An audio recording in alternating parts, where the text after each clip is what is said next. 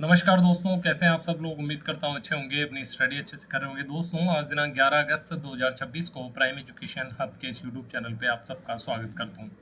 चलिए दोस्तों, आज की इंपॉर्टेंट न्यूज को अपन डिस्कस कर लेते हैं। क्या क्या डिस्कस करने वाले हैं। सबसे पहले अग्नि 4 मिसाइल के बारे में बात करेंगे। ठीक है, कितनी मारक क्षमता है, किसने डेवलप करी है और इसका क्या महत्व है भारत के सामरिक सेक्टर में, यानी कि भारत की सुरक्षा में। आगे देखेंगे कि बुजुर्ग आबादी जो है, यानी कि ओल्ड एज लोगों की जो आबादी है वो लगातार बढ़ती जा रही है। ये किस तरह की चुनौतियां अर्थव्यवस्था और देश के सामने प्रस्तुत करती है, उसके बारे में अपन बात करेंगे। क्या है इंफॉर्मेशन टेक्नोलॉजी का नया नियम, जिसमें 2 घंटे में किसी भी बेकार कंटेंट को हटाया जाता है। आगे देखेंगे कि महिलाएं शिक्षा के क्षेत्र में तो अच्छा कर रही है, लेकिन रोजगार में उनको क्या क्या समस्याएं फेस करनी पड़ रही है। यह आर्टिकल हमने पहले भी डिस्कस किया है, लेकिन इम्पोर्टेंट है इस पर्सपेक्टिव को जानना। साथ में कुछ नया डेटा है तो अपन ने इसको ऐड किया है। आगे जानेंगे पंचगौरव में फलोदी पंचगौरव के बारे में, और क्या है नोतरा प्रथा, इसके बारे में भी जानेंगे। हमारे जनजाति समुदाय की जो प्रथाएं हैं वो आज भी क्यों प्रासंगिक है, क्यों महत्वपूर्ण है, इसके बारे में अपन बात करेंगे। सबसे पहले बात करते हैं अग्नि 4 मिसाइल के बारे में। तो सबसे पहले तो आप समझिए कि अग्नि 4 है क्या। बेसिकली अग्नि सीरीज की मिसाइल जो है, उस मिसाइल प्रोग्राम की नींव रखी थी डॉक्टर एपीजे अब्दुल कलाम साहब ने। फिर सबसे पहले अग्नि फर्स्ट आई, उसके बाद सेकेंड, थर्ड, और अब जो है अग्नि 4 का जो है परीक्षण किया गया है। आगे बात की गई है कि बैलिस्टिक। देखिए, मिसाइल जो है 2 प्रकार की होती है। मैं आपको थोड़ा सा समझा देता हूँ, आप समझिए। मिसाइल कितने प्रकार की होती है? 2 प्रकार की। एक होती है बैलिस्टिक और एक होती है क्रूज। ठीक है, क्रूज क्रूज मिसाइल और बैलिस्टिक मिसाइल। अब आप समझिए, मान लीजिए ये है कंट्री ए और ये है कंट्री बी। अगर क्रूज मिसाइल होगी तो यहाँ से टेक ऑफ करेगी, थोड़ा यूं डायग्नोगली। यहाँ ये धरातल है पूरा, भाई ये तो ग्राउंड एरिया हो गया ना, ये ग्राउंड एरिया है सपोज कीजिए। ठीक है, तो मिसाइल ने यहाँ से टेक ऑफ किया यहाँ, उसके बाद वो पैरेलल चलती है ग्राउंड के, है ना, और फिर जो भी इस कंट्री में जो टारगेट है उसको जाके हिट करती है। तो ये होगी क्रूज मिसाइल। बैलिस्टिक मिसाइल क्या करती है, और हमारा जो देखिए यहाँ तक हमारा मान लीजिए एटमॉस्फेयर है, यानी कि यहाँ तक हमारा जो वातावरण है पृथ्वी का वो मौजूद है। ये बैलिस्टिक मिसाइल यहाँ से सीधे सबसे पहले हमारी जो वातावरण है इसको क्रॉस करती है। ठीक है, हमारी जितनी भी क्षोभ मंडल, क्षमता मंडल, ओजोन मंडल, आयन मंडल है, इस सबको क्रॉस करके ऊपर चली जाती है और फिर यूँ डायग्निकली आके और यहाँ पे जो भी टारगेट है इसको हिट करती है। तो ये सबसे बड़ा जो बेसिक अंतर है दोनों प्रणालियों में है। किस में है? बैलिस्टिक मिसाइल में और क्रूज मिसाइल में। क्रूज मिसाइल जो है सतह के पैरेलल जाके हिट करती है टारगेट को, और बैलिस्टिक मिसाइल पहले अंतरिक्ष में जाती है, ठीक है, उसके बाद फिर नीचे जाके टारगेट को हिट करती है। तो ये क्या है? अग्नि 4 एक बैलिस्टिक मिसाइल। आपसे सिंपल स्टेटमेंट में बोल दिया जाएगा कि अग्नि 4 जो है एक क्रूज मिसाइल है, तो आपका स्टेटमेंट क्या हो जाता है? गलत हो जाता है। तो इसका जो है परीक्षण किया गया है। अब जो हमारा मिसाइल प्रोग्राम है इसको डीआरडीओ जो है वो डेवलप कर रहा है। ठीक है, पूरे के पूरे मिसाइल प्रोग्राम को। तो स्पेशली अग्नि 4 भी डीआरडीओ ने बनाई है, ऑब्वियसली, एकदम right. Defence research and development organisation, रक्षा मंत्रालय की ही एक शाखा है जो इस तरह के नवाचार लगातार करती है। ठीक है, तो अग्नि 4 का इन्होंने मिसाइल परीक्षण किया। अब कुछ बातें अग्नि 4 के बारे में जो विशेष है वो जान लेते हैं। और किसी भी मिसाइल के बारे में सबसे पहली चीज अगर कुछ आती है तो वो रेंज है, यानी कि कितने किलोमीटर दूर तक जाके हिट कर सकती है। इसको क्या बोला जाता है? रेंज बोला जाता है। और ये जो अग्नि 4 की रेंज है वो है 4000 किलोमीटर। ठीक है, और इसको लंबी दूरी की नहीं बोला जाता, मध्यम दूरी। ठीक है, मध्यम दूरी, ये बात भी आपको ध्यान रखनी है। ठीक है, देखिए 2000 किलोमीटर तक की जो मिसाइल्स होती है उनको बोला जाता है छोटी मारक क्षमता है, छोटी दूरी की मिसाइल्स, है ना। तो ये कम डिस्टेंस ट्रेवल करती है। 4000 से लगभग 5000 के बीच वाली जो होती है इनको बोला जाता है मध्यम दूरी की, और 5-6000 से ऊपर वाली जो 10,000 12,000 तक जो होती है इनको बोला जाता है लंबी दूरी की मिसाइल क्षमता, है ना। तो ये हो गई। आगे परमाणु ले जाने में सक्षम है, ये बहुत इंपॉर्टेंट है, यानी कि सामान्य हथियार के साथ में परमाणु हथियार भी ले जा सकती है। देखिए मिसाइल कुछ भी नहीं है, मिसाइल एक सिंपल रॉकेट जैसा है। इंपॉर्टेंट कैसे बनती है? उसमें जो एम्यूनिशन लगा रहता है, उस पर जो वार हेड लगता है, उसके हिसाब से उसकी महत्वपूर्णता जो है, उसकी इंपॉर्टेंस जो है वो बढ़ती है। तो यहाँ नॉर्मल बॉम्ब्स के साथ में क्या ले जा सकती है? परमाणु हथियार भी ले जा सकती है। अब क्या इंपॉर्टेंस है परमाणु हथियार ले जा सकने और इसके बाद 4000 रेंज होने में? 4000 रेंज होने का मतलब है कि इंडिया के चारों तरफ जो भी 4000 की दूरी, 4000 किलोमीटर की रेंज में जो कंट्रीज है उन सब को चिंता हो जाती है, उन सब में एक प्रकार का डेटरेंस क्रिएट हो जाता है, एक प्रकार का प्रतिरोध क्रिएट हो जाता है कि अगर हमने भारत के साथ किसी भी तरह से अगर लड़ाई करने की सोचा तो उनके पास परमाणु हथियार है और उसकी रेंज जो है वो लंबी है 4000 किलोमीटर के आसपास। ठीक है, तो इस तरह से ये रेंज इंपॉर्टेंट होती है और परमाणु हथियार ले जाने में भी सक्षम है। डीआरडीओ ने और सामरिक बल कमान, स्ट्रेटेजिक फोर्स कमांड बोला जाता है एसएफसी, यानी कि इसमें तीनों सेना जो है कौन कौन सी, आर्मी, नेवी और एयरफोर्स, ये तीनों मिलके जो है साथ में काम करती है, तीनों के अधिकारी मिलके साथ में काम करते हैं और डीआरडीओ के साथ में भी कोलाब्रेशन में ये लोग काम करते हैं। तो अग्नि 4 के डेवलपमेंट में एसएफसी भी इनके साथ में था। ठीक है, और चांदीपुर उड़ीसा में हमारी जो लगभग परीक्षण जो है हथियारों के यहीं पे होते हैं, तो ये इतनी इंपॉर्टेंट बात नहीं है, ये चीज़ें अपने को ध्यान रखनी है। आगे हमने अभी बात करी न्यूक्लियर डिटरेंस क्या होता है। न्यूक्लियर से तो आप समझ ही गए, परमाणु, यानी कि कहीं ना कहीं परमाणु हथियारों के बारे में बात की जा रही है। डेटरेंस का क्या मतलब होता है? देखिए दोस्तों, आपको एक चीज पता होनी चाहिए कि जो परमाणु हथियार है बड़े विनाशक होते हैं। ठीक है, परमाणु हथियार बड़े विनाशक होते हैं। आप सोच के देखिए 1945 में आज से लगभग आप यूं मान ली 1000 गुना तकनीक कमी थी, यानी कि आज जो टेक्नोलॉजी का लेवल है, आज जो हथियार विनाश कर सकते हैं उसका 1000 गुना कम था उस टाइम।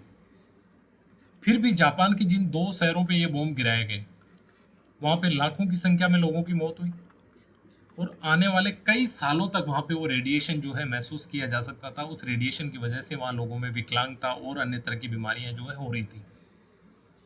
तो सोच के देखिए आज लगभग 80 साल के बाद इसका इम्पैक्ट और कितना ज़्यादा होगा, यानी कि सोचने वाली बात है, बहुत ज़्यादा हो सकता है। तो कोई भी देश नहीं चाहता कि मैं परमाणु हथियार कभी यूज करूं, यानी कि इंडिया ने मान लीजिए परमाणु हथियार बनाए तो इंडिया कभी नहीं चाहता कि मैं किसी भी कंट्री के खिलाफ ये यूज करूं। क्यों? क्योंकि जो विभत्सना है इसकी, जो नरसंहार इससे हो सकता है, वो कल्पना से परे है। तो फिर क्यों बनाए जा रहे हैं? ये बनाए जा रहे हैं बेसिकली कि एक डर के लिए, एक प्रभाव सामने वाले के मन में क्रिएट करने के लिए। सोच के देखिए, अगर इंडिया के पास परमाणु हथियार नहीं होते और पाकिस्तान के पास परमाणु हथियार है तो पाकिस्तान कितना हमें परेशान कर सकता था सिर्फ इस बात से डरा के।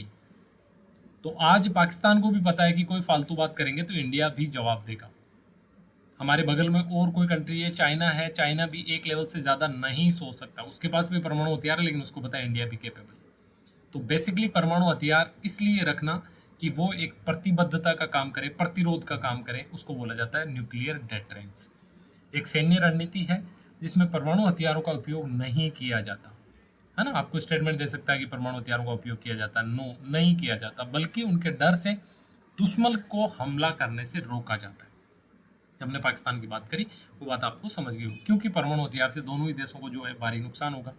और अब ये न्यूज़ क्यों इंपॉर्टेंट है? क्योंकि अमेरिका जो है अब छोटे परमाणु हथियार विकसित करने की नीति पे सोच रहा है। एक तो देखिए बहुत बड़े परमाणु हथियार, मान लीजिए लाखों लोग मर गए। एक छोटा परमाणु हथियार जो कि एक शहर, मान लीजिए एक शहर जिसकी आबादी 1 लाख हो, उतने इम्पैक्ट तक का, तो इस तरह के छोटे हथियार बनाने की जो है अमेरिका सोच रहा है, ताकि वो एक अलग तरह का और एक डिटरेंस डर क्रिएट हो सके। क्योंकि लोग फिर सोचेंगे, जो बाकी कंट्रीज है उसके अड़ोस पड़ोस वाले, कि अमेरिका हो सकता है बड़ा हथियार यूज ना करे लेकिन ये छोटे वाला कर सकता है। तो ये भी एक तरह का क्या है, डर है, प्रतिरोध है, डिटरेंस है। ठीक है, तो उद्देश्य कभी भी युद्ध करना नहीं है बल्कि युद्ध को टालना है। ठीक है, न्यूक्लियर डिटरेंस का उद्देश्य शांति और स्थिरता बनाए रखना, ये ऑब्वियस सी बात है, और दुश्मन देश को हमले के परिणामों से डराना, ये बोलना कि अगर तूने कुछ किया तो फिर कितना विनाश हो सकता है। ठीक है, तो ये बात होगी ना। अग्नि 4 के बारे में अपन ने पहले ही पढ़ लिया था, और अग्नि 4 भी न्यूक्लियर ले जाने में सक्षम है। तो बेसिकली ये डराना ही है कि 4000 किलोमीटर की रेंज तक आप दूर नहीं हो हमसे, राइट। तो इसमें चाइना भी आ जाता है, पाकिस्तान भी आ जाता है, इवन चाइना का जो नॉर्दर्न बॉर्डर है, यानी कि उसका जो ऊपर का हिस्सा है, वहाँ तक हमारी जो पहुँच है इसकी वजह से हो जाती है। अब एक समस्या देखिए, अभी तक बात की जाती थी कि इंडिया जो है वो एक युवा देश है, युवा देश है। ये बात हमेशा आप न्यूज़पेपर में पढ़ते हैं। युवा देश होने का मतलब क्या है? मतलब ये है कि 15 से 59 साल के बीच की जो आबादी है वो सर्वाधिक है इंडिया में। इस आबादी के सर्वाधिक होने का क्या मतलब है? यानी कि काम करने वाले लोग हैं, और इन पे निर्भर जो आबादी है, यानी कि जो बुजुर्ग आबादी है, वो लगभग 10% के आसपास है। तो आप सोच के देखिए, 9 लोग मिलके एक व्यक्ति का आराम से भरण पोषण कर सकते हैं, क्योंकि 9 लोग जो है कामकाजी आबादी के अंतर्गत, टेक्निकली पूरे 9 नहीं आते लेकिन उदाहरण के लिए। लेकिन आने वाले समय में ये जो है आंकड़ा बढ़ने वाला है, यानी कि बुजुर्गों की जो आबादी है बढ़ने वाली है। और अभी वर्तमान में जो विकसित देश है वो इससे संबंधित जो समस्या है उसको फेस कर रहे हैं। और वहाँ पे हमारे जैसे इंडिया जैसे देशों से जो युवा लोग हैं, जो नर्सेज है, वो जा रही है, क्योंकि उनकी ओल्ड एज आबादी के पास पैसा है लेकिन कोई केयर करने के लिए नहीं है। ठीक है, सिंगल सन वाली फैमिलीज होती है, maximum single son daughter whatever, तो वो लोग भी अपने काम के हिसाब से बाहर निकल जाते हैं, तो फिर वो लोग अकेलापन भी, और जो डेली उनकी नीडेड है उनके लिए भी उनको लोगों की ज़रूरत होती है, क्योंकि पैसा तो पे कर सकते हैं बट लोग चाहिए। तो इस बारे में भी कि 2050 तक जो है लगभग 34.7 करोड़ बुजुर्ग हो जाएंगे इंडिया में, और लगभग जो आंकड़ा आज 10% है ये 20% के आसपास पहुंच जाएगा। एग्जैक्टली नहीं होगा बट इसके आसपास ये अनुमान लगाया जा रहा है, क्योंकि हमारे यहाँ भी आपको पता परिवार नियोजन के जितने भी जो प्रयास किए गए थे इनकी वजह से अब जो जन्म दर है वो कम हो गई है। हमने पढ़ा था कि 2.1 से भी नीचे 2.0 पे आ गई है। 1 का मतलब है कि जितने लोग हैं उतने ही रहेंगे, जितने लोग मान लीजिए डेथ हो रही है उनके उतने नए बच्चे पैदा हो रहे हैं, तो ये लगभग बराबर वाला रेशियो बन जाता है 2.1 से। लेकिन इंडिया अभी 2.0 के आसपास, इंडिया और राजस्थान दोनों ही पहुंच गए हैं, राजस्थान का थोड़ा सा 1-2 पॉइंट ज़्यादा होगा।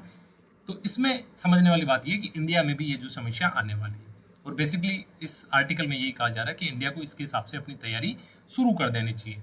सजेशन में कि क्या किया जा सकता है कि एक तो मजबूत राष्ट्रीय ढांचा बनाने की आवश्यकता है, यानी कि एक ऐसी व्यवस्था हो जो बुजुर्गों को आने वाली समस्याओं के समाधान ओरिएंटेड हो, यानी कि समाधान प्रदान किया जा सके। राष्ट्रीय केयर गिविंग प्लेटफॉर्म बनाया जाए, यानी कि एक ऐसा एकीकृत प्लेटफॉर्म बनाया जाए जहां से जिसके माध्यम से बुजुर्गों को सेवाएं प्रदान की जा सके। ठीक है, फॉर एग्जाम्पल मान लीजिए ये अंकल जो है ओल्ड एज है, इनकी एज 80 ईयर्स है और इन्होंने पहले सर्विस करी, अभी पेंशन आती है, तो पैसे की तो कोई दिक्कत नहीं है। ठीक है, अब इनको अपने रूटीन चेकअप के लिए मान लीजिए हॉस्पिटल जाना है। ठीक है, तो अब इनके जो बच्चे हैं मान लीजिए फॉरेन में रहते हैं या इंडिया में भी कहीं और काम करते हैं, बेसिकली आ नहीं सकते, तो अभी क्या करेंगे, अभी इनको कुछ ना कुछ अरेंज करना पड़ेगा। अब मान लीजिए एक व्यवस्था डिजिटली कर दी जाए कि एक ऐप है जिसके माध्यम से आप उसको एक्सेस कीजिए, जैसे आप कैब बुक करते हैं वैसे ही किसी की पर्टिकुलर कोई डॉक्टर या नर्सेज की सर्विस आप बुक कर लीजिए, वो आपको घर से पिकअप करेंगे या फिर आपको घर पे ही जो है आपके रूटीन चेकअप है वो करने आ जाएंगे। तो इस तरह की एक डिजिटल व्यवस्था जो है बुजुर्गों के लिए करने की बात की जा रही है, राष्ट्रीय केयर गिविंग प्लेटफॉर्म उसको नाम दिया जा रहा है। ठीक है, प्रशिक्षण और प्रमाणन, इस तरह के केयर गिवर्स जो वर्कर्स है, ये दीदी जिस तरह से हैं, इन वर्कर्स को प्रशिक्षण यानी कि ट्रेनिंग भी दी जाए कि कैसे इनको इनसे अच्छे से बात करनी है। ये बुजुर्ग लोग हैं, अकेलापन है इनके जीवन में, और बेसिकली बुजुर्गों से जुड़ी हुई जो समस्याएं हैं उनको समझ का जो स्तर हो, संवेदनशीलता के स्तर पे उनमें समझ हो बेसिकली इन लोगों में कि हाँ भाई ये इनकी प्रॉब्लम्स है, इस तरह फेस करते हैं, और ओल्ड एज में इस तरह की मेडिकल प्रॉब्लम होती है, सारी इनको ट्रेनिंग हो। और इसके बाद प्रमाण पत्र दिया जाए, ताकि प्रमाण पत्र से क्या होता है कि फिर इनको जो इनकी जॉब है उसमें भी अच्छा पेमेंट मिले, सर्टिफाइड हो जाए, है ना। और इसमें वैश्विक केंद्र बनाने का लक्ष्य, देखिए सबसे बड़ी बात है, देखिए इंडिया में तो प्रॉब्लम जो है आने वाले समय में आने वाली है, अभी ऐसी कोई सच बहुत बड़ी प्रॉब्लम नहीं है, लेकिन विश्व के बहुत सारे और स्पेशली जो विकसित देश है वो तो ये समस्या आज ही फेस कर रहे हैं। अगर हम इस तरह के दीदी और बॉयज नर्सेस को अगर तैयार करते हैं तो ये लोग इंडिया से बाहर जाके बहुत अच्छे जो है इनको जॉब अपॉर्चुनिटीज यानी कि अच्छे पेमेंट पे अच्छा जॉब वहाँ पे मिल सकता है। लेकिन मिलेगा कब, जब इनकी ट्रेनिंग होगी, जब इनकी लैंग्वेज की ट्रेनिंग होगी, जब इनकी सेंसिटिविटी की ट्रेनिंग होगी, जब इनकी स्किल की ट्रेनिंग होगी बेसिकली, जो सबसे इंपॉर्टेंट है, तब जाके इनको जो है बाहर इस तरह से जॉब मिल जाएगा। ठीक है, और सामाजिक सुरक्षा की सिफारिश की है। सामाजिक सुरक्षा किसको, इस तरह के बुजुर्गों को भी, और ये जो पैरामेडिकल स्टाफ या जिनको ट्रेनिंग दी जा रही है उनको भी सामाजिक सुरक्षा। ठीक है, क्योंकि इनमें भी सब लोग तो पेंशनेबल या अच्छे वेल्दी होंगे नहीं, इंडिया में भी बहुत सारे गरीब लोग भी होंगे, तो उनका भी भला कैसे हो सके इस बारे में बात करनी चाहिए। ठीक है, अब हमने बात करी थी कि ऑनलाइन सामग्री हटाने के बारे में, हमने पहले भी एक आर्टिकल डिस्कस किया था, राइट। देखिए बेसिकली क्या था, 2000 में इंडिया में क्या बना था, आईटी कानून।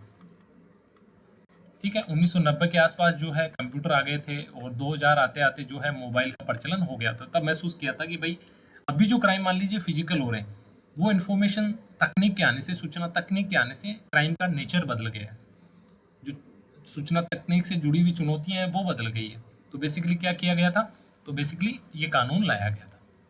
लेकिन आपको पता है 2000 के बाद जो है तेजी से इसमें बहुत बड़ा बदलाव आया है। और अभी हमने बात करी सोशल मीडिया पर किस तरह लोग जो है बेकार चीज़ें पोस्ट कर देते हैं, सांप्रदायिक द्वेष फैला देते हैं। ठीक है, महिलाओं की गरिमा को मतलब गिराने वाला कंटेंट वो लोग डाल देते हैं। इस सारे कंटेंट के लिए सरकार ने रूल बनाए। पहले क्या था किसी भी कंटेंट को हटाने के लिए 24 से 36 या फिर 72 घंटे लगते थे। अभी सरकार ने बोला नो, जैसे ही आपको रिपोर्ट दी जाती है हमारे द्वारा, आपको 2 घंटे में जो है इसको हटाना पड़ेगा कंटेंट को। तो 24 घंटे की सीमा जो है समाप्त करके कितना कर दिया, 2 घंटे। साथ में आपको एआई से निर्मित जो भी फोटोज है चाहे वीडियोज है, इस पर आपको लिखना पड़ेगा कि ये एआई से निर्मित है, ताकि लोग किसी भ्रम में ना आए। आज एक बहुत बड़ा ट्रेंड चल रहा है कि लोगों को एआई जनरेटेड वीडियोस में और रियल वीडियोस में फ़र्क ही समझ नहीं आ रहा। तो कोई भी किसी भी तरह का एजेंडा जो है समाज में फैला सकता है। और आपको पता है हमारे देश में शिक्षा का स्तर और जो डिजिटल जागरूकता का जो स्तर है या डिजिटल साक्षरता का जो स्तर है वो भी कंपेरेटिवली बहुत कम है। जब डिजिटल साक्षरता का स्तर कम होता है तो लोग फिर किसी भी बात पे यकीन कर लेते हैं, है ना। तो ऐसी कंडीशन में एआई लेबल जो है वो लगाना जरूरी है ना। तो ये बदलाव इसमें किए गए हैं। अब कुछ नियुक्तियां हुई है और नियुक्तियों से जुड़े हुए सवाल जो है अक्सर पूछे जाते हैं। तो कहाँ कहाँ पे हुई है, एक आईएमएफ में हुई है। आईएमएफ क्या है दोस्तों, वर्ल्ड बैंक के साथ में एक और संस्था है, इंटरनेशनल मॉनेटरी फंड, ठीक है, अंतर्राष्ट्रीय वित्त निगम इसको बोला जाता है। क्या काम करती है, देखिए बेसिकली जो वैश्विक मुद्राएं हैं, वैश्विक क्या है, मुद्राएं हैं, इनको मैनेज करती है। साथ में डॉलर के कंपैरिजन में इनके मूल्य को प्रशासित करती है, ठीक है। और अगर किसी देश में मान लीजिए वित्तीय समस्या आ गई है तो उसकी हेल्प भी करती है। किस माध्यम से, देखिए लोन भी देती है, कुछ ग्रांट भी देती है, यानी कि ऐसा पैसा जिसको वापस लौटाना ना पड़े। जैसे 1990 में भारत में वित्तीय संकट आ गए थे, तब भारत ने आईएमएफ के सुझाव पर ही एलपीजी रिफॉर्म जिसको बोला जाता है, लिबरलाइजेशन, प्राइवेटाइजेशन, ग्लोबलाइजेशन, लिबरलाइजेशन यानी उदारवाद, निजीकरण और वैश्वीकरण, ये जो अपनाया गया था ये आईएमएफ के सजेशन से ही डॉक्टर मनमोहन सिंह जी ने अपनाया था, यानी कि वो वित्त मंत्री थे बेसिकली उस टाइम। तो ये काम रहता है। अब यहाँ पे कार्यकारी जो निदेशक है वो नियुक्त किया है भारतीय को, इसको राहुल जैन को। तो ये राहुल जैन का नाम आपको याद रखना, किससे जुड़ा हुआ है, आईएमएफ में नियुक्ति। मुख्यालय इसका कहाँ पे, वाशिंगटन डीसी जो है अमेरिका की राजधानी, वहाँ पे आईएमएफ का मुख्यालय है। अब एक नया है एशियन डेवलपमेंट बैंक, वहाँ पे बलदेव पुरुषार्थ को नियुक्त किया है, किस रूप में, सलाहकार के रूप में, ठीक है। तो ये भी इंडिया से नियुक्ति हुई है। और मॉन्ट्रियल में क्या है, नागरिक उड्डयन का संगठन है, यानी कि जितनी भी इंटरनेशनल फ्लाइट्स चलाने वाली जो कंट्रीज है ये सब मिलके एक संगठन बनाया था, ICAO। तो इसका हेडक्वार्टर कहाँ पे, कनाडा के मॉन्ट्रियल में है। वहाँ पे सत्यजीत मोहंती को जो है इसका प्रतिनिधि भारत से नियुक्त किया है। तो ये 3 नियुक्तियां हैं जिनको आप अच्छे से देख लेंगे। आगे देखिए भावना कांत जो है, आपने कभी पढ़ा होगा पहले भी कि एयरफोर्स की उन 3 पहली महिला फाइटर पायलट्स में से हैं जो भारतीय वायुसेना में पायलट बनी थी। देखिए भारतीय वायुसेना में जो ट्रांसपोर्ट एयरक्राफ्ट है ना, हेलीकॉप्टर और इस तरह के, इनके लिए तो पायलट पहले से ही महिलाएं आ रही थी, लेकिन है जो अपने फाइटर पायलट है, यानी कि जो लड़ाई करने वाले जहाज है, इनकी पायलट पहली बार चुनी गई थी 3 महिलाएं। उन 3 में से जो एक है पायलट वो है भावना कांत, और इसने एक स्पेशल कोर्स किया है, फाइटर कॉम्बैट लीडरशिप कोर्स, यानी कि ये कोर्स और एडवांस लेवल का है, ठीक है। और वायुसेना का टॉप गन स्कूल बोला जाता है, जैसे अमेरिका का टॉप गन स्कूल है, इस तरह से इस फाइटर कॉम्बैट जो लीडरशिप कोर्स है इसको वायुसेना का, यानी कि भारतीय वायुसेना का टॉप गन स्कूल बोला जाता है। इस कोर्स का मतलब ये है कि उनकी जो कैपेसिटी है एक फाइटर जहाज को उड़ाने की, वो बहुत अलग लेवल की है। अगर आप देखेंगे 10 जो मेल पायलट है, यानी कि जो पुरुष पायलट है, उनमें से भी 5 से कम लोग इस कोर्स को कर पाते हैं। अब अगर एक महिला ने ये कोर्स किया है, ये शो करता है कि महिलाएं की क्षमता किसी भी मायने में किसी भी सेक्टर में अलग नहीं है। आज आप देखेंगे बॉर्डर सिक्योरिटी फोर्स में बॉर्डर पे अपनी ड्यूटीज कर रही है, कोई भी ऐसा फील्ड नहीं है, गेम्स में आप देख लो, ऐसा कौन सा फील्ड है जिसमें महिलाएं पुरुषों के बराबर नहीं है। तो एयरफोर्स में ये एक माइलस्टोन जो है अचीव किया है भावना कांत ने। और इनसे जुड़े हुए सवाल पहले भी पूछे गए जब ये फाइटर स्ट्रीम में इंडक्ट हुई थी इंडियन एयरफोर्स में इनिशियली, यानी कि शामिल की गई थी लड़ाकू जहाज को उड़ाने के लिए। और अब इन्होंने ना केवल लड़ाकू जहाज उड़ाया, लेकिन एयरफोर्स का, इंडियन एयरफोर्स का सबसे प्रेस्टिजियस जो कोर्स है, इसको बोला जाता है फाइटर कॉम्बैट लीडरशिप कोर्स, उस कोर्स को भी इन्होंने पूरा कर लिया। और ये करने वाली पहली भारतीय महिला पायलट भावना कांत बन चुकी है, ठीक है। सुखोई MKI जहाज उड़ाती है। देखिए जिस भी पायलट को ट्रेन किया जाता है उसको अलग एक जहाज अलॉट कर दिया जाता है कि आप जैसे रफाल उड़ाएंगे, आप मिग-29 उड़ाएंगे या फिर आप सुखोई एमकेआई उड़ाएंगे। तो सुखोई एमकेआई की ये पायलट है और ये बहुत जो है बड़ी एक अचीवमेंट है हमारे देश के लिए। ठीक है, आगे देखिए, हमारे यहाँ उद्योगों की स्थापना के लिए एक संस्था की स्थापना की गई थी। ठीक है, उद्योगों की स्थापना के लिए क्या नाम उस संस्था का? रिको। ठीक है, रिको नाम की संस्था। अगर आप किशनगढ़ के आसपास के एरिया के हैं तो आपने कभी ना कभी इस संस्था का जिक्र सुना होगा। हमारा जो मार्बल एरिया है इनिशियली इसी संस्था ने डेवलप किया था शुरुआत में, है ना, शुरुआत में। और इस तरह के 400 से ज़्यादा जो औद्योगिक सेक्टर है वो डेवलप कर चुकी है रिको अभी तक। अब जो है कुछ शक्तियां और कुछ अधिकार सेक्टर रिको के बढ़ा दिए। कैसे? कोई नगरीय निकाय जैसे कोई नगर पालिका होती है उस तरह की शक्तियां जो है रिको को दे दी है राजस्थान सरकार ने। क्या क्या दी है? और नियम कौन सा है? भू राजस्व नियम 2026 के तहत एक नियम बना के और रिको को अधिक शक्तियां दे दी है। कैसी शक्तियां? एक नगर निकाय यानी कि नगर पालिका की तरह इसको भी शक्तियां दे दी है। क्या करती है नगर पालिका? बेसिकली पट्टे अलॉट करती है, कॉलोनीज विकसित करती है, ये सब काम जो है अब रिको भी कर सकती है। उसका प्राइमरी काम औद्योगिक क्षेत्र विकसित करना, नए औद्योगिक क्षेत्र बनाना, ठीक है, वो तो करेगी, साथ में नए स्पेशल इकोनॉमिक जोन भी बना सकती है। यानी कि कोई एकदम स्पेसिफिक एरिया कि ये स्पेशल इकोनॉमिक जोन होगा और यहाँ पे व्यापार के लिए ये इस प्रकार की सहूलियतें होगी, इस तरह की व्यवस्था कौन कर सकती है? रिको। ठीक है, फूड पार्क बना सकती है, हैंडीक्राफ्ट पार्क भी बना सकती है। सबसे इंपॉर्टेंट, आवासीय कॉलोनियां विकसित कर सकती है। यानी कि उसका जो औद्योगिक सेक्टर है, मान लीजिए ये औद्योगिक सेक्टर है, अब रिको प्लान कर सकती है कि इतने एरिया में तो जो है फैक्ट्रीज लगेगी और ये जो बचा हुआ एरिया है यहाँ पे रेजिडेंशियल कॉलोनीज होगी। यानी कि यहाँ जो काम करने वाले लोग होंगे इनके ही रहने के लिए यहाँ पे क्वार्टर की व्यवस्था कर दी जाएगी। तो इस तरह जो है आवासीय कॉलोनियां भी रिको विकसित कर सकती है। साथ में भूखंड का लेआउट बना सकती है, नामांतरण होता है जो जमीन चेंज होने का, वो सब भी रिको कर सकती है। यानी कि रिको को थोड़ा सा और एम्पावर जो है सरकार ने किया है। किसने? राजस्थान सरकार ने। अब देखिए, सबसे पहले बेसिक कंप्यूटर हुआ करते थे, उसके बाद एडवांस लेवल के कंप्यूटर बनने लगे। एडवांस लेवल के कंप्यूटर को बोला गया सुपर कंप्यूटर। अगर कंप्यूटर की सबसे बेसिक बात की जाए तो वो होती है गणना करना। अब आप बेसिक कैलकुलेटर वाली कैलकुलेशन से ना समझे, गणना करना यानी डाटा की गणना करना और भी तमाम तरह के जो गणना होती है वो, ठीक है, तमाम तरह के जो सॉफ्टवेयर वाले काम होते हैं वो सारे। अब चेंजेज क्या आया? सबसे ज़्यादा जो चेंजेज, जैसे जैसे पीढ़ी बढ़ती गई, पहली पीढ़ी से लेके 5वीं पीढ़ी तक जो है कंप्यूटर आ चुके हैं। क्या फ़र्क आया इसमें? स्पीड बढ़ती गई। यानी कि एक पीढ़ी से दूसरी पीढ़ी ज़्यादा स्मार्ट थी, तीसरी, चौथी, 5वीं। फिर इसके बाद आया सुपर कंप्यूटर जो कि इन सब से बहुत ज़्यादा आगे। और इसके बाद आगे आ रही है क्वांटम कंप्यूटिंग। यानी कि क्वांटम के जो कंप्यूटर आ रहे हैं उनकी क्षमता सुपर कंप्यूटर से भी लाखों गुना ज़्यादा बढ़ी है। यानी कि आप यूँ समझिए कि हमारे आपके ऑफिस में जो नॉर्मल कंप्यूटर लगे हुए हैं उनसे लाखों गुना तेज तो सुपर कंप्यूटर, और सुपर कंप्यूटर से भी लाखों गुना तेज स्पीड वाले जो है वो क्वांटम कंप्यूटर बनाए जा रहे हैं। अब एक परम प्रजा नाम का, ठीक है, एक एआई सुपर कंप्यूटर जो है बनाया है। किसने बनाया है? भारत ने बनाया है।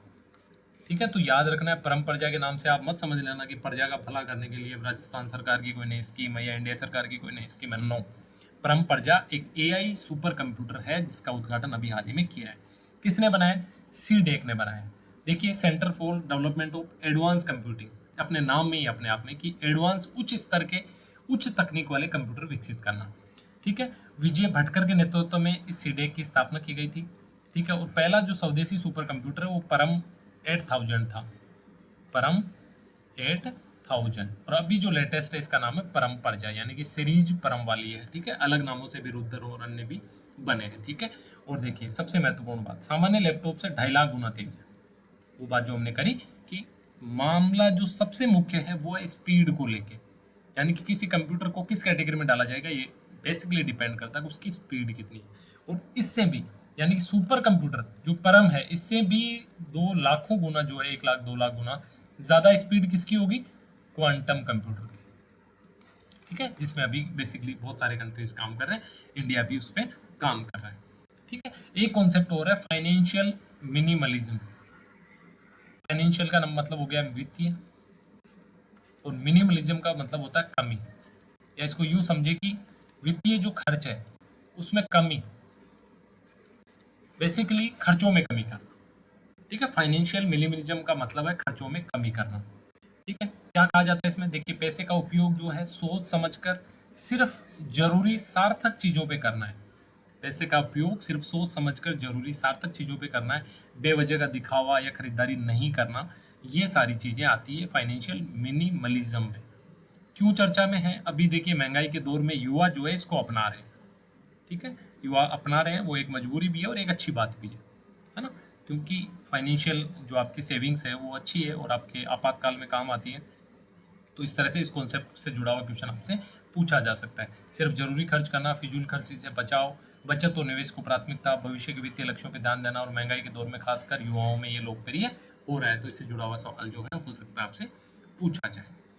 अब हमने पहले बात करी थी और आपको याद आ जाएगा भी कि देखिए 1945 में जब सेकेंड वर्ल्ड वार हो गया, तो जापान पे बॉम्ब गिरा दिया। उसके बाद सेकेंड वर्ल्ड वार खत्म हो गया। तो दुनिया में दो देश मजबूत होकर निकले इस वर्ल्ड वार के बाद में, यूएसए और यूएसआर, यानी कि रूस जो वर्तमान का है। ये दोनों 1945 से लेके और 1991 तक का जो दौर था इसको कोल्ड वार बोला जाता है।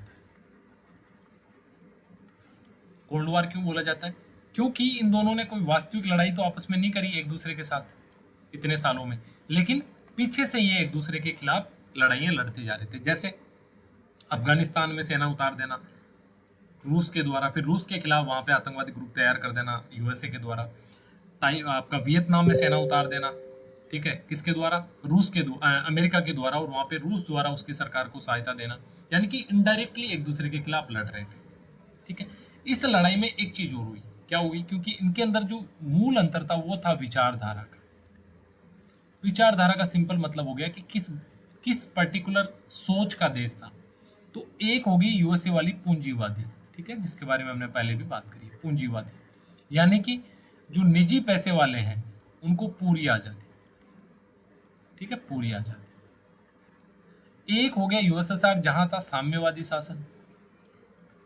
साम्यवाद की मूल संकल्पना क्या है, साम्यवाद की मूल संकल्पना है कि पैसे पे, संसाधनों पे किसका अधिकार होना चाहिए, राज्य का अधिकार होना चाहिए।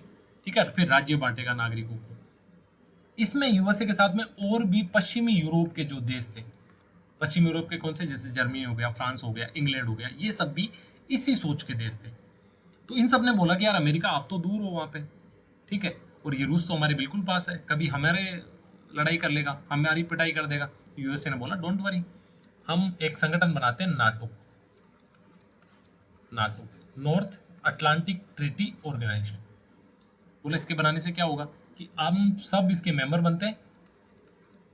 बोला मेंबर बनने से क्या हो जाएगा कि एक प्रावधान करेंगे कि हम में से किसी भी एक पे, मान लो रूस ने या किसी भी देश ने अगर हमला किया तो ये हम सब पे हमला माना जाएगा, हम सबको मिलके इस अकेले से लड़ाई करनी है। बोलो ठीक है, ये बढ़िया, और नाटो बना दिया। अब इसी तरह का एक समझौता वर्तमान में, ये थी 1950 के दशक की बात, वर्तमान में 3 देशों ने मिलकर किया है। और हम क्यों पढ़ रहे हैं, क्योंकि इसमें एक कंट्री जो हमारा इडियट पड़ोसी है वो है, ठीक है, पाकिस्तान। मक्का में इन्होंने जो समझौता है वो साइन किया है, और बेसिकली इसमें प्रावधान जो है नाटो जैसे ही किए कि कौन कौन है, सऊदी अरब है, ठीक है, पाकिस्तान है और टर्की है, यानी कि तुर्की है। तीनों देशों ने मिलकर बोला कि हमारे पे अगर किसी एक पे भी हमला होता तो सब पे माना जाएगा, वही बात नाटो वाली, ठीक है। तो ये अपने को ध्यान में रखना है। हालांकि मुसीबत में कौन लड़ने जाएगा ये तो वक्त की बात होती है, और वैश्विक नीति जो विदेशी संबंध होते हैं उनमें पल पल चीज़ें बदलती हैं, ठीक है, डिपेंड करता है किस देश का इंटरेस्ट क्या है, लेकिन भारत के लिए सोचने वाली बात है, ठीक है। और हमारे एग्जाम के लिए इससे जुड़ा हुआ सवाल जो है पूछा जा सकता है, ठीक है। आगे देखिए, प्रज्ञानंद ने जो है Saint Louis rapid and blitz जो खिताब है वो जीत लिया है, शतरंज से जुड़े हुए खिलाड़ी है, ठीक है। कितने में जीता ये इंपॉर्टेंट नहीं है, 20 वर्ष की आयु में ये अचीवमेंट हासिल किया तो बड़ी बात है, ठीक है। ओवरऑल जो इनकी पूरे टूर्नामेंट में सेकंड रैंक थी, तो हल्का सा, बहुत ज़्यादा इंपॉर्टेंट तो नहीं है, लेकिन बेसिकली ऊपर से इसको याद रख लेंगे, ठीक है, कि प्रज्ञानंद ने जो है सेंट लुइस रैपिड का ब्लिट्ज अवार्ड जो है वो जीत लिया, ठीक है। आगे देखिए, ये इंपॉर्टेंट न्यूज है, इसको आप 10 आउट ऑफ 10 लगा लीजिए, राजस्थान के आने वाले एग्जाम्स में पूछा जाएगा, क्यों पूछा जाएगा? क्योंकि राष्ट्रीय हथकरघा दिवस था। कब था? 7 अगस्त को। ठीक है, प्रोग्राम कहाँ हुआ इसका? नई दिल्ली में। अब हथकरघा क्यों इंपॉर्टेंट है? देखिए, हमारा जो हथकरघा उद्योग था वो दुनिया का सबसे शानदार उद्योग था। कब तक? अंग्रेजों के आने तक। जब तक अंग्रेज हमारे देश में आए थे, हमारा जो हथकरघा और लघु उद्योग जो था बहुत शानदार था, और दुनिया की 1/4 जो जीडीपी थी वो हमारी थी। आज भी हमारी 3 से 5% है अगर दुनिया से कंपेयर किया जाए।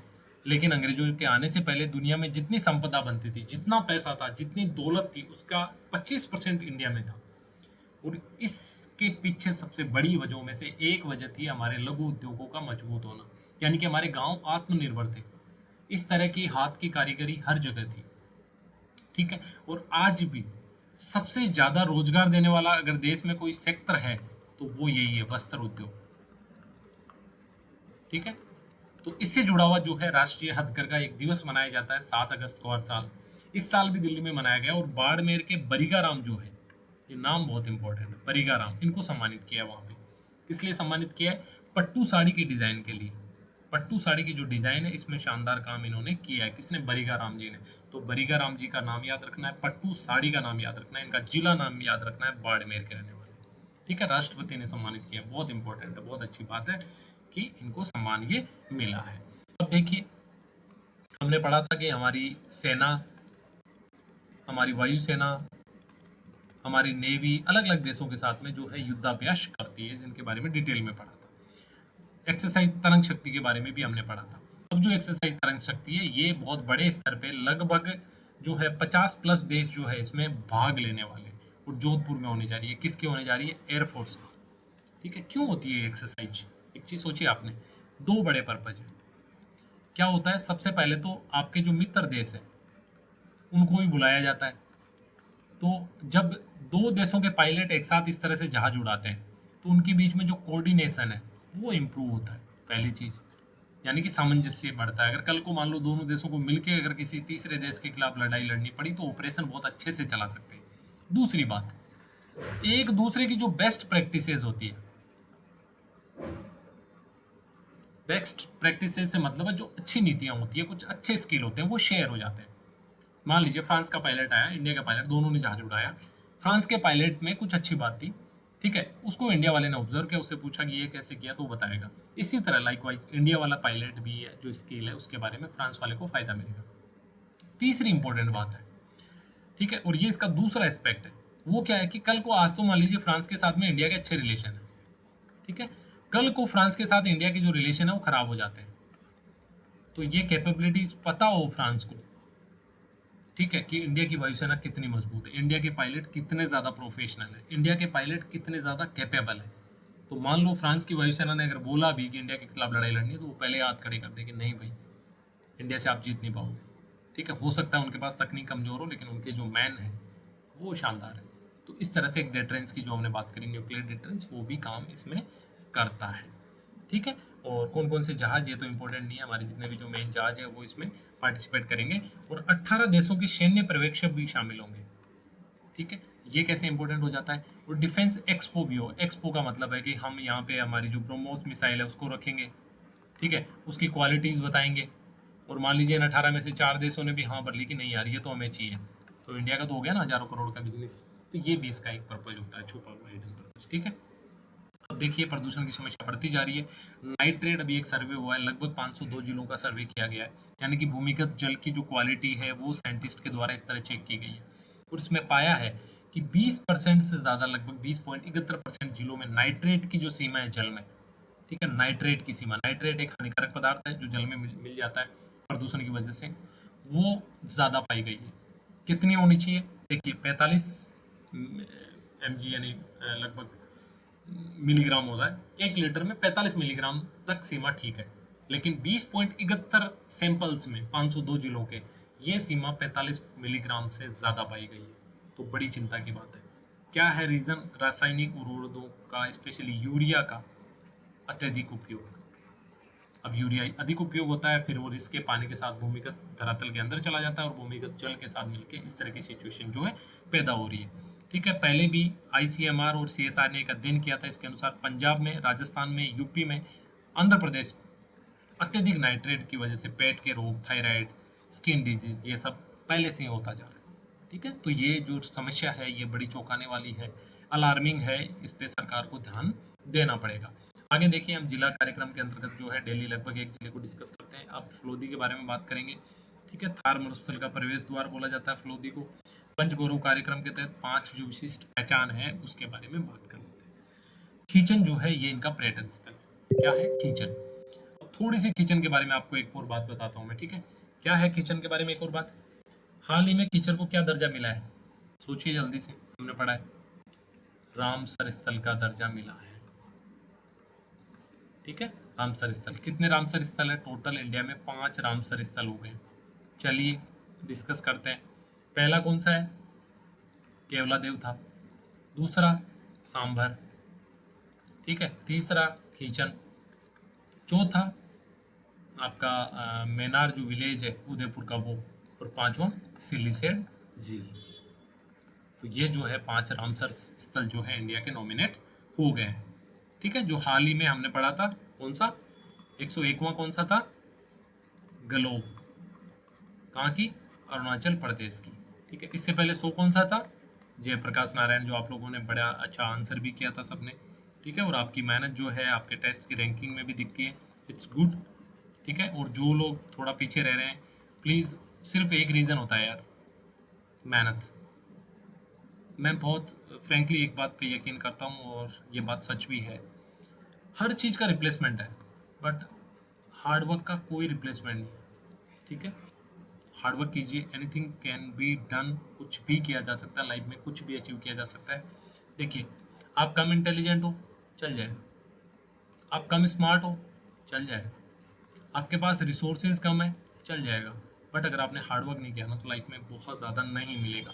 एवरेज तो देखिए, ज़िंदगी सबकी अपनी अपनी डेस्टिनी है, मैं उस पर कमेंट नहीं करता, बट अगर आपको एक्स्ट्रा ऑर्डिनरी लाइफ में करना है, कुछ बन के दिखाना है, तो हार्डवर्क तो करना पड़ेगा।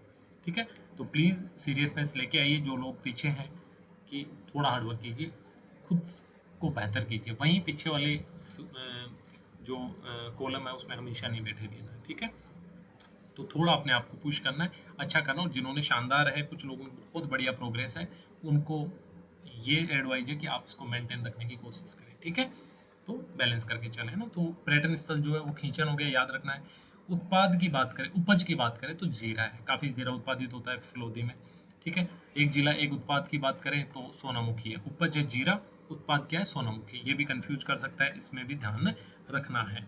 वनस्पति क्या है? जाल का पेड़, आपने पहले देखा होगा, पहले हमारे इधर भी थोड़ा बहुत होता था, इसको बोला था सेल्वेडोरा ओलेवोइडिस, है ना।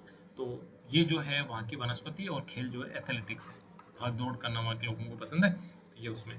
ठीक है, एक जनजाति समुदाय की कुछ प्रथाएं जो है, 2 प्रथाओं के बारे में आज बात करेंगे, और वो न्यूज़ में थी, और इस तरह से जुड़ा हुआ सवाल पूछा जाता है अक्सर, इसको भी आप इम्पोर्टेंट मान के चलें एग्जाम के हिसाब से। ठीक है, तो पहली है नोतरा प्रथा और दूसरी है जात्रा प्रथा। दोनों से नाम से भी सिमिलर, आपको कंफ्यूज नहीं होना। ठीक है, सबसे पहले देखते हैं नोतरा प्रथा। क्या बोला जाता है? इसको सामाजिक बैंक बोला जाता है। सामाजिक बैंक क्या होता है? बेसिकली आदमी की जरूरत के समय पैसे मिल जाए, यही तो होता है बैंक का मतलब, कि आपको जरूरत हुई, आपको लोन मिल गया। अब अगर सामाजिक लिखा है, यानी कि समाज के द्वारा आपको पैसा मिल जाए जरूरत के टाइम, समाज के द्वारा क्या मिल जाए? पैसा मिल जाए। कब? जरूरत के टाइम। ठीक है, तो ये हो गया सामाजिक बैंक। क्या होता है नोतरा में? स्पेशली बांसवाड़ा और डूंगरपुर के जो जनजाति गांव है, देखिए यहाँ किसी एक जनजाति के बारे में बात नहीं कही है।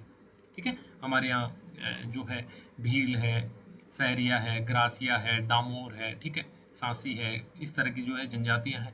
तो एक जनजाति के बारे में नहीं, लगभग जनजातियों में ये पाया जाता है। तो जनजाति गांवों में नोतरा की एक सामूहिक आर्थिक प्रणाली है। बेसिकली क्या होता है मैं आपको समझाता हूँ। मान लीजिए 4 फैमिली है, फैमिली ए, फैमिली बी, फैमिली सी और फैमिली डी। अब डी फैमिली के यहाँ पे मान लीजिए कुछ भी काम पड़ गया, क्या क्या? मान लीजिए शादी है बेटी की, ठीक है, मान लीजिए बीमारी है, ठीक है, मान लीजिए मकान का निर्माण करना है, या किसी की मृत्यु हो गई है और उसका मृत्यु भोज करना है। ये 4 इवेंट हो गए। इन 4 इवेंट में क्या होगा कि ये सभी लोग जो गांव वाले हैं इसको पैसे देंगे। ठीक है, जो भी इनके जिस भी हिसाब से पैसे देंगे, और ये लोग क्या इस पैसे को लिखेंगे। ठीक है, डायरी में जब इनके घर में इस तरह का काम पड़ेगा तो ये दोबारा रिटर्न करेंगे। तो ये एक तरह का जो है एक सामाजिक बैंक है कि जरूरत के समय लोगों को पैसे मिल जाए। अब आपने एक चीज़ आप नोटिस करेंगे, हम तो नॉर्मल फैमिलीज से हैं, ठीक है, आदिवासी नहीं है, लेकिन हम भी किसी समय में आदिवासी रहे होंगे। हमारा गुड लक है कि हम थोड़े जो सिविलाइज्ड और इस तरह की फैमिलीज में हमारा जन्म हो गया, ठीक है। तो ये भी किसी समय तो बहुत पुरातन रहे होंगे। तो आज भी आप देखते होंगे गाँव में शादी के समय जो आंदली का कॉन्सेप्ट है, जो पैसा दिया जाता है 100 200 500 1000 जो भी, ठीक है, उसका बेस वही है।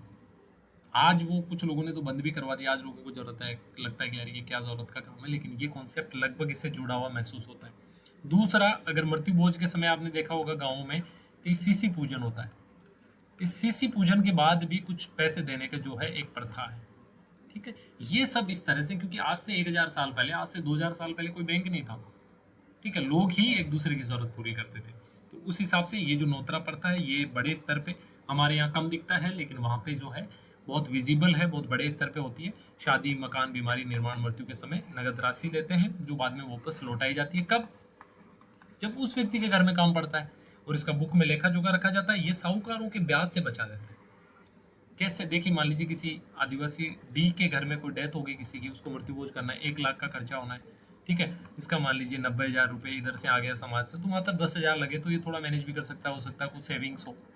बट अगर ऐसा नहीं हो तो किसी साहूकार के पास जाएगा, वो 2 रुपये 4 रुपये 6 रुपये सैकड़े का ब्याज लेगा, वो कभी चूका नहीं जाएगा, उसकी पूरी जमीन वो व्यक्ति गिरवी रखा जाएगा अल्टीमेटली। तो ये बचाता है और सामाजिक एकजुटता का भी प्रतीक है, लोगों को एक दूसरे से जोड़ता है। इसी तरह जात्रा प्रथा, ये है नोतरा, ये है जात्रा। अच्छे से याद करना है, भूल जाओगे उल्टा करके आ जाओगे। इसमें क्या होता है, नई फसल का पहला हिस्सा जो है बेटी के ससुराल भेजा जाता है। ये भी बड़ा अच्छा कॉन्सेप्ट है कि बेटी की शादी कर दी, फिर भी बेटी को पराया नहीं समझना, अभी भी उसको ये एहसास करवाना कि हमारी फैमिली में सबसे इंपॉर्टेंट तुम ही हो, सबसे इंपॉर्टेंट क्या हो, तुम ही हो, ठीक है। तो ये करवाना, और स्पेशली भाई या फादर जो है वो जाते हैं और वहाँ बेटी को वो सारी जो फसल होती है उसका हिस्सा जो है लेके जाते हैं। जैसे भुट्टे की फसल, मक्की की फसल बेसिकली वहाँ ज़्यादा होती है, तो भुट्टे लेके जाते हैं, ठीक है। और ये संदेश देते हैं। और ये भी प्रथाएं कुछ ना कुछ किसी ना किसी रूप में हमारे यहाँ है। अगर आपके कोई सब्जी पैदा होती है, कुछ और हुआ है, जिनके आपकी रिलेशन में नहीं है बेसिकली, तो वहाँ पे पहुँचाते ही है ना। तो बेटियों के प्रति सम्मान का प्रतीक है। वागड़ उस सेक्टर को बोला जाता है, हमने एक दिन भी डिस्कस किया था। तो ये सदियाँ पुरानी जो परंपरा है, ये इस तरह से इसका निर्माण होता है। ये जो आर्टिकल है बेसिकली कि वुमेन्स को भाई पढ़ाई में भी देखिए, अगर अभी बात करें कि कुल नामांकन, ठीक है, तो लैंगिक समानता स्टडी करने वालों में 100 लड़के पढ़ रहे हैं तो 108 गर्ल्स पढ़ रही है, यानी कि स्टडी के लेवल पे चीज़ें ठीक है, ठीक है। और 10% जो है 10 सालों में 42% की जो वृद्धि भी हुई है, यहाँ तक सब ठीक हो गया। स्टेम में जो भागीदारी है, स्टेम का मतलब होता है साइंस, तकनीक, ठीक है, इंजीनियरिंग एंड मैथ, ठीक है। Science, technology, engineering and math, इस ब्रांच में भी, यानी कि साइंस, बायो, इस तरह के जो टेक्निकल सब्जेक्ट है वो भी महिलाएं अच्छी संख्या में पढ़ रही है, लगभग 31%, जो कि 50% तो नहीं है। होना तो चाहिए कि भाई उनका जितना प्रतिनिधित्व है नंबर में उतना होना चाहिए, बट 31%, ठीक है। ऐसी महिलाओं ने भी प्रोग्रेस करी है, एसटी ने भी करी है, बट समस्या कहाँ आती है, जो हमने पहले ही पढ़ी थी, वेतन नहीं मिलता। पुरुष के बराबर महिला को बराबर काबिलियत होने के बाद भी वेतन नहीं मिलता। अब आपने देखा मोना कांत को, भावना कांत या मोना कांत, भावना कांत आई थिंक है ना, भावना कांत, मोना सिंह थी, ये उन 3 में से एक और थी, मोना कांत इसलिए। तो भावना कांत जो है बेसिकली क्या कमी है, जिस कोर्स को मोर देन 70% 50% से ऊपर लड़के क्वालिफाई नहीं कर सकते, उसको एक लड़की ने क्वालिफाई किया। कहाँ पे रह के? पिछले 10 साल लगभग एयरफोर्स जैसे एक डिफेंस एस्टेब्लिशमेंट में रह के, इतना बड़ा अचीवमेंट। तो कहाँ अंतर है, लेकिन फिर भी अंतर होता है, ठीक है। महिलाओं को पुरुषों की तुलना में पैसा कम मिलता है। सामाजिक बाधाएं हैं, घरेलू जिम्मेदारी जो है, विवाह, दबाव, लैंगिक रूढ़ियाँ, ये सब चीज़ें आप बेहतर जानते हैं। लेकिन ये सब जानने में एग्जाम में हमें एग्जैक्ट कीवर्ड चाहिए, तो इस तरह घरेलू जिम्मेदारी, विवाह का दबाव, लैंगिक रूढ़ियाँ, ये सब आपको अच्छे से देखना पड़ेगा। संस्थागत कमी है, यानी कि इंस्टीट्यूशनल हेल्प नहीं है। कैसी इंस्टीट्यूशनल हेल्प? मान लीजिए कोई भी फीमेल जो है आर है ना, अब ये इसकी जॉब लग गई, ठीक है, दिल्ली जैसे शहर में रहती है। अब जॉब है शाम को, सुबह तक, ठीक है, तो नाइट में ट्रेवल करना है, ठीक है, ट्रेवल करना है तो ट्रेवल सेफ होना चाहिए, ऐसा नहीं हो कि कैब ड्राइवर भी किस तरह की हरकत करेगा, ये इनसिक्योरिटी नहीं होना चाहिए। ठीक है, मातृत्व सुविधा होनी चाहिए। कल को मान लो उसका बच्चा होता है तो उसके बच्चे को फीड करने के लिए सारी सुविधाएं हमारे जो इंडस्ट्रीज़ है, जो एजुकेशन इंस्टीट्यूट है, उनमें होनी चाहिए। ठीक है, national education policy, Beti Bachao Beti Padhao, skill India, stand up India, ये सब जो है सरकारी योजनाएं हैं जिनसे इस दिशा में अच्छा काम करने का प्रयास किया जा रहा है। लेकिन कितना होगा ये देखने वाली बात होगी। देखिए, आज हमने अग्नि 4 के बारे में बात करी, नीति आयोग के बारे में बात करी, नो, नीति आयोग की रिपोर्ट के बारे में बात करी। ठीक है, और आईटी नियमों के बारे में, 24 घंटे से 2 घंटे, परम प्रजा कंप्यूटर के बारे में, सुपर कंप्यूटर के बारे में बात करी बेसिकली, और फलोदी का जो पंचगौरव है उसके बारे में बात करी, महिला नामांकन और महिला क्या ज़रूरत आज के समय की, उसके बारे में अपन ने बात करी। तो उम्मीद करता हूँ आज की डिस्कशन आपके लिए फ़ायदेमंद हो। अच्छे से पढ़ते रहिए, खुश रहिए, है ना। ठीक है, चलिए, थैंक यू, जय हिंद।